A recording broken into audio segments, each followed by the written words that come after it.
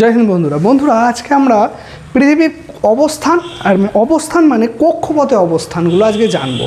আজকে 21শে জুন, তো এটাকে আমরা বলি কি কর্কটক্রান্তি, বা আজকে কর্কটক্রান্তি রেখার ওপর যতগুলো আমাদের স্থান অবস্থান করে রয়েছে সেগুলোকে আমরা কি দেখব না, সবাই আজকে দিন বড়।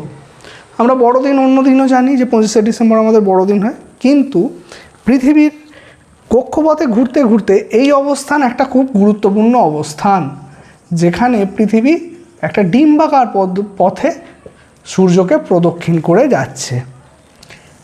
তো একটা জিনিস এই ডিম্বাকার পথে মনে রাখতে হবে, কখনো কখনো আমরা কোনো মানুষের কাছে থেকেও দূরে অনুভব করি, আর কিছু কিছু মানুষ দূরে থাকলেও তাকে আমাদের নিজের কাছে মনে হয়।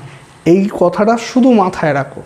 মোটামুটি এ পৃথিবীতে তো এখন মন ভাঙার ইতিহাস তো চলতেই থাকছে, তো এতে মনে রাখবে কারো কাছ থেকে দূরে থাকলেও নিজের কাছের মনে হয়।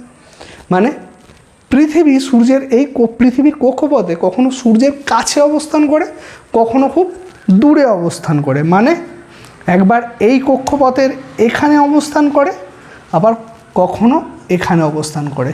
তো দেখো এই দুটো লাইন পৃথিবীর, তো সেখান থেকে দেখতেই পাচ্ছ এটা বড় এটা ছোট। মজার বিষয় হলো এটাই যে যখন আমরা পৃথিবীর কাছে থাকি সেটা হয় 3 জানুয়ারি,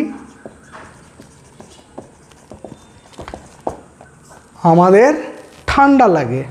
আর আমরা যখন দূরে থাকি, মানে আমরা কখন দূরে থাকি, যখন এটাকে বলা হয় অনুসুর অবস্থান। মানে আমরা খুব কাছে থেকেও আমরা কি অনুভব করছি না, খুব দূরের অনুভব করছি।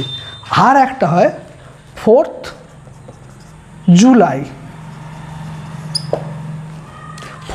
জুলাই, এটাকে আমরা বলি অপসুর অবস্থান। বন্ধুরা, অপকথার মানে হচ্ছে দূরে, অনু কথার মানে হচ্ছে ক্ষুদ্র। আমরা একটু জানি যে ভৌতবিজ্ঞান পড়ে এসেছি, পদার্থের ক্ষুদ্রতম কণাকে অণু বলে। এই হচ্ছে অণু, ক্ষুদ্রতম। এর দূরত্ব কত রয়েছে? মাত্র 14 কোটি 70 লক্ষ কিমি। আর এটা কত রয়েছে? 15 কোটি 20 লক্ষ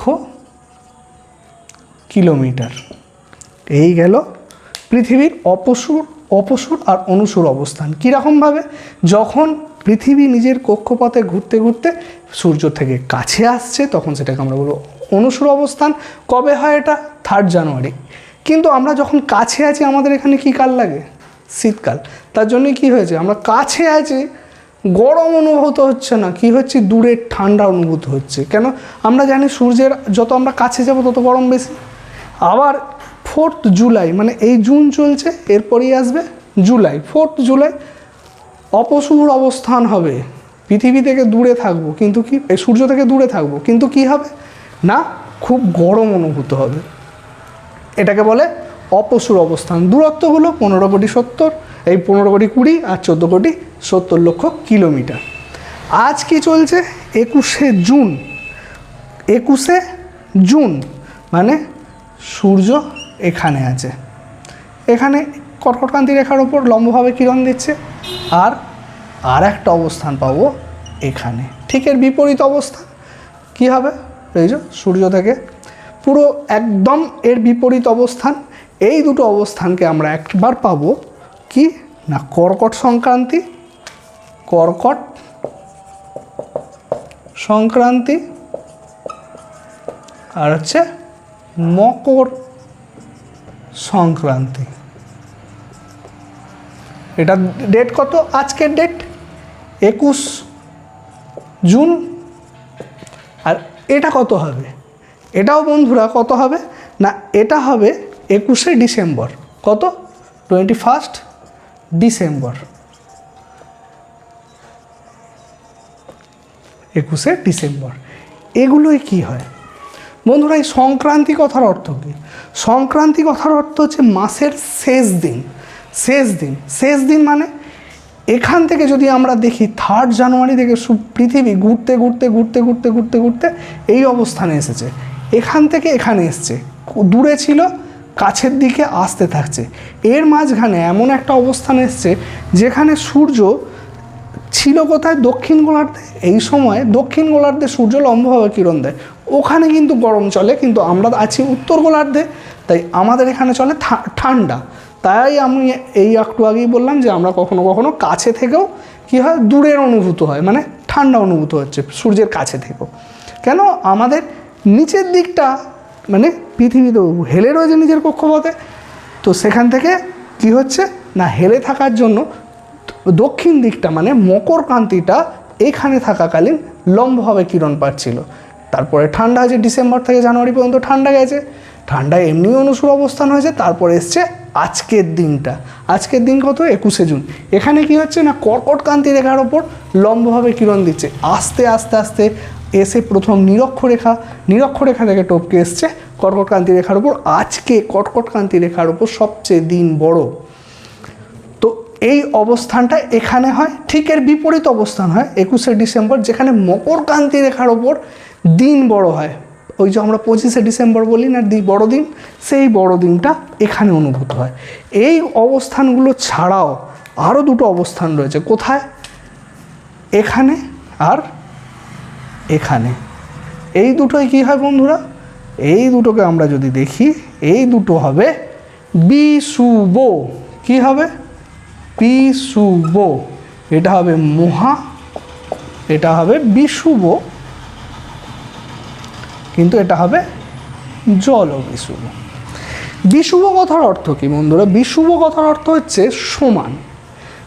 এই কক্ষপথে ঘুরতে ঘুরতে পৃথিবী এমন দুটো অবস্থানে যায় যেখানে নিরক্ষরেখার ওপর সূর্য লম্বভাবে কিরণ দেয়। মানে নিরক্ষরেখা পৃথিবীর মাঝখানে আছে, নিরক্ষরেখার ওপর লম্বভাবে কিরণ দেওয়ার জন্য কি হচ্ছে না, উপর দিকটাও যেমন হচ্ছে একই আবহাওয়া, নিচের দিকটাও তেমন হচ্ছে একই আবহাওয়া। এরকম দুটো অবস্থান পাবো। কেন, 4 জুন থেকে যেতে যেতে আমরা একবার পাবো, আর একটা কি করব না, জানুয়ারি থেকে আস্তে আস্তে একবার পাবো। মানে একবার এখানে মকরক্রান্তি রেখার উপর লম্বভাবে কিরণ দেওয়ার আগে নিরক্ষরেখা একবার লম্বভাবে কিরণ দেবে, দেওয়ার পরে আবার 3 জানুয়ারি সেখানে গিয়ে আবার নিরক্ষরেখা এসে লম্বভাবে কিরণ দেবে। বন্ধুরা এগুলোর ডেট হচ্ছে 23 সেপ্টেম্বর, এটা হচ্ছে 23শে সেপ্টেম্বর,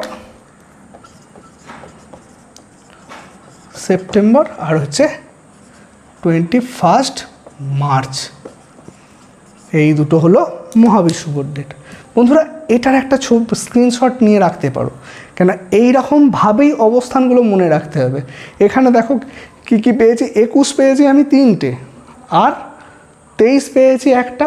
তখন যখন আমরা 9-10-এ পড়েছি না, 9-এ এগুলো ছিল, 8-9-এ, তখন কিন্তু এইরকমভাবে এত ডিটেলসে আলোচনা হয়তো করা সম্ভব হয়নি। কেন, এখানে প্রত্যেকটা তোমরা দেখতে পাচ্ছ যে একদম ডিটেলসে করানো হচ্ছে। তো এইরকমভাবেই মনে রাখতে হবে পরপর অবস্থানগুলো, পরপর এর পিছনে ছুটতে গেলে হবে না। তাহলে মহাবিষুব আর জলবিষুব এই দুটোও রয়েছে আমাদের। আজকে কর্কটক্রান্তি, মকরক্রান্তি এটাও রয়েছে। তো বিষুব কথার অর্থও বলা হলো, সংক্রান্তি কথার অর্থও বলা হলো, অপসুর অনুসুর মনে রাখবো কী করে সেটাও বলা হলো। আর কিভাবে না মনে রাখবো, কখন কিভাবে না, আমরা যখন দূরে আছি সূর্য থেকে তখন আমাদের গরম লাগছে, যখন কাছে আছি তখন ঠান্ডা লাগছে। এটুকু মনে রাখবে, তাহলেই বুঝতে পারবে যে ডেটটা কি হবে, এই জুলাই হবে না জানুয়ারি হবে, তাহলেই বোঝা যাবে। বাদবাকি সব দেখো 3 মাস করে গ্যাপে রয়েছে। এখান থেকে এর ডিস্টেন্স কত, 6 মাস, এখান থেকে এর ডিস্টেন্স 6 মাস, এর থেকে এর ডিস্টেন্স 6 মাস। কেন, এগুলো সব বিপরীত অবস্থান কক্ষপথের। তো বন্ধুরা যদি ভিডিওটা ভালো লাগে, যদি তোমাদের উপকারে লাগে, তো অবশ্যই একটা লাইক করো, চ্যানেলটাকে সাবস্ক্রাইব করো, আর যতটা বড় বন্ধুদের সাথে শেয়ার করো।